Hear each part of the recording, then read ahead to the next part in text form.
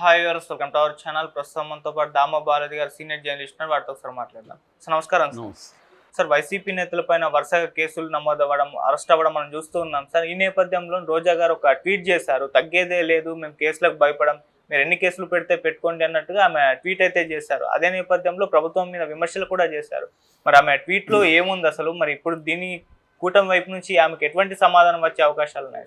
మనకు తెలుసు, మనం అనేకసార్లు చెప్పుకున్నాం. వైసీపీకి సంబంధించిన సోషల్ మీడియా కార్యకర్తల్ని, నాయకుల్ని, ఇతరేతర నాయకులను కూడా అరెస్టులు చేయడం అనేది జరుగుతుంది. ఆల్రెడీ 50 మంది పైన అరెస్టులు చేశారని చెప్తున్నారు. దాదాపు 500 మంది మీద కేసులు పెట్టే కార్యక్రమం జరుగుతుంది. శ్రీరెడ్డి మీద కావచ్చు, రామ్ గోపాల్ వర్మ మీద కావచ్చు, పోసాని కృష్ణమురళి కావచ్చు, సజ్జల భార్గవరెడ్డి కావచ్చు, ఇలాగా నెక్స్ట్ లెవెల్ నాయకుల మీద, లేకపోతే వైసీపీ సపోర్టర్స్ మీద కూడా కేసులు పెట్టడం అనేది జరుగుతుంది. ఇదంతా కూడా ఒక ప్యాటర్న్ కనిపిస్తుంది. ఎక్కడో ఇప్పుడు రామ్ గోపాల్ వర్మ మీద ఎక్కడ పెట్టారు? ప్రకాశం జిల్లాలో పెట్టారు. శ్రీరెడ్డి మీద ఎక్కడ పెట్టారు? తూర్పుగోదావరి జిల్లాలో పెట్టారు. అక్కడ అట్లా ఎవరి దగ్గర కేసులు పెట్టించడం, దానికి సంబంధించిన నోటీసులు. ఇంతకుముందు రామ్ గోపాల్ వర్మ మీద 100 కేసులు ఉంటాయి, కానీ ఆయనకు నోటీసులు ఇవ్వడం కానీ ఆయన అరెస్ట్ చేస్తాం కానీ ఎక్కడా చెప్పలేదు. అందరి మీద కేసులు ఉంటాయి. రాజకీయ నాయకులు అంటే కేసులు లేకుండా ఉండదు. అట్లాగే ప్రజాక్షేత్రంలో ఉండే అనేక మంది మీద కేసులు ఉంటాయి. అయినా ఆ కేసుల్ని సీరియస్గా తీసుకొని పోలీసులు వచ్చి నోటీసులు ఇవ్వడం, అరెస్టులు చేయడం అనేది జనరల్గా జరగదు. ఇప్పుడు ఇక్కడ కూటమి ప్రభుత్వం రెడ్ బుక్ ఎప్పటి నుంచో నడుపుతున్న లోకేష్ వీళ్ళు సీరియస్గా తీసుకొని వీళ్ళ మీద కేసులు పెట్టడం, దాన్ని ఫాలోఅప్ చేయడం, వాళ్ళని అరెస్టులు చేయాలని అనుకోవడం అనేది జరుగుతుంది. ఇది ఇప్పుడు ఇంకొంత నెక్స్ట్ లెవెల్కి వెళ్ళి రోజా, కొడాలి నాని, వల్లభనేని వంశీ వీళ్ళు కదా మెయిన్ టార్గెట్, వీళ్ళ మీదకి వెళ్ళే అవకాశం ఉంది. అంటే కింద నుంచి వెళితే రియాక్షన్ ఎలా ఉంటుంది, ప్రజల రియాక్షన్ ఎలా ఉంటుంది, వివిధ సంస్థల రియాక్షన్ ఎలా ఉంటుంది, వైసీపీ రియాక్షన్ ఎలా ఉంటుంది, కోర్టుల రియాక్షన్, ఇవన్నీ కూడా టెస్ట్ చేశారనమాట.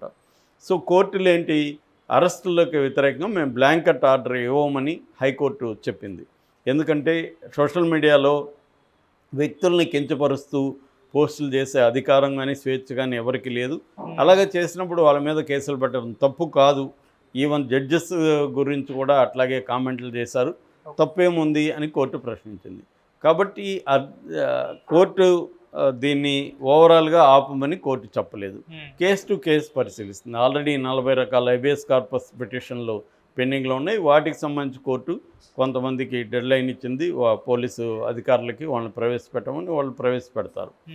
సో ఇండివిజువల్గా ఆయా బాధితులు కోర్టుకు వెళ్తే ఒక పద్ధతి, కానీ టోకుగా అసలు ఈ కేసులంతా ఎత్తేయండి, లేకపోతే కేసులు పెట్టొద్దని వాళ్ళకి చెప్పండి అని అడిగే అధికారం కానీ హక్కు కానీ ఎవరికి లేదని హైకోర్టు చెప్పింది. సో లీగల్గా వాళ్ళకి ఇబ్బంది లేదు కూటమికి. రెండవది, ప్రజల్లో దీని పట్ల పెద్ద స్పందన లేదు. ఎందుకంటే వైసీపీలో అత్యంత దారుణంగా పోస్టులు పెట్టేవాళ్ళు ఉన్నారు, వాళ్ళని అరెస్ట్ చేస్తే తప్పేముంది అనేది జనం అభిప్రాయం.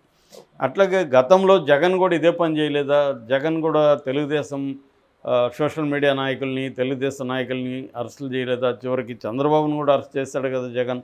ఇప్పుడు ఇతను కూడా అదే చేస్తున్నాడు అనే అభిప్రాయం ఉంది. అయితే జనంలో ఇంకొక అభిప్రాయం కూడా ఏంటంటే, వీళ్ళిద్దరూ తేడా లేదు, జగన్ అయినా అట్లాగే ఉన్నాడు, చంద్రబాబు అయినా అట్లాగే ఉన్నాడు, మనకేం ఒరుగుతాలేదు అని రైతులు వీళ్ళందరూ వాపోతున్నారు. నిన్న కూడా నేను కొన్ని రెవెన్యూ ఆఫీసు అక్కడంతా వెళ్ళొచ్చాను. అక్కడంతా రైతులు సేమ్ అంతకుముందు ఏ బాధలు పడుతున్నారో, వాళ్ళకి ల్యాండ్ పట్టాలు ఇవ్వట్లేదు, ల్యాండ్ పాస్బుక్లు ఇవ్వట్లేదు.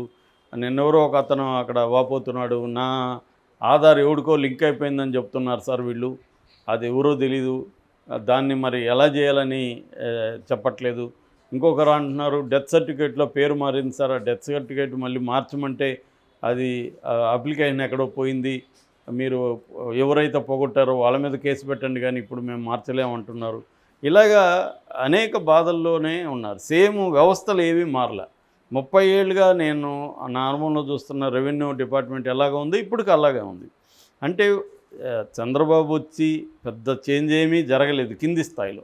నేను అందుకే అంటాను, పీపుల్ సెంట్రిక్ పాలిటిక్స్ అనేది చేయకపోతే, రివెంజ్ సెంట్రిక్ పాలిటిక్స్లో మారిపోతే ప్రజల బాధలు ఇప్పుడు ఎంతమందిని అరెస్ట్ చేసినా ప్రజలకు ఏమన్నా నష్టము లాభం ఉందా? ఏమి నష్టము లేదు, లాభం లేదు ప్రజలకి. వైసీపీ వాళ్ళని అరెస్ట్ చేస్తే వైసీపీ వాళ్ళకి నష్టం, చంద్రబాబుకి లాభం తప్ప ప్రజలకేంటి? సో ప్రధానంగా ఏంటంటే ప్రజలకి ఇచ్చిన హామీలు నెరవేర్చడం, అభివృద్ధిని తీసుకురావడం, వివిధ రంగాల్లో మీరు చెప్పిన జగన్ ధ్వంసం చేసినాడని చెప్తున్న రంగాలని పునరుద్ధరించడం, ఇవి ప్రధానంగా చేయాలి. అది చేయకుండా కేవలం రివెంజ్ పాలిటిక్స్ చేయడాన్ని ప్రజలు కూడా వ్యతిరేకిస్తున్నారు. ఆల్రెడీ మాకు వీళ్ళు ఎవరు వచ్చినా ఒకరినొకరు కేసులు పెట్టుకొని ఇది చూస్తున్నారు, గవర్నెన్స్ పట్టించుకోలేదు, మా సమస్యలు పట్టించుకోలేదు అనేది రైతుల్లో ఆల్రెడీ చంద్రబాబు ప్రభుత్వం మీద ఒక రకమైన అసంతృప్తి కావచ్చు, వ్యతిరేకత కావచ్చు గ్రౌండ్ లెవెల్లో వస్తుంది. దాన్ని అడ్రస్ చేయాల్సిన అవసరం ఉంది. ఇది ఒక అంశం. రెండో అంశం, ఈ వైసీపీ మీద అటాక్ అనేది, కూటమి చేస్తున్న అటాక్ని వైసీపీ వాళ్ళు ఎలా ఫేస్ చేస్తున్నారు?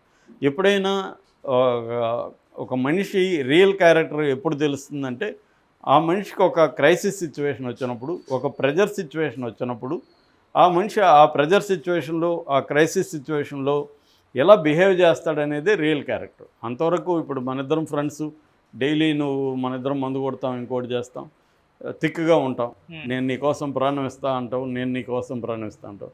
కానీ నాకు ఒక సంక్షోభం వచ్చి లైఫ్ అండ్ డెత్ వచ్చినప్పుడు నువ్వు నా పక్కన ఉంటావా లేదా అనేది నీ రియల్ క్యారెక్టర్కి ఫ్రెండ్గా. ఇది అట్లాగా మనిషికి కూడా.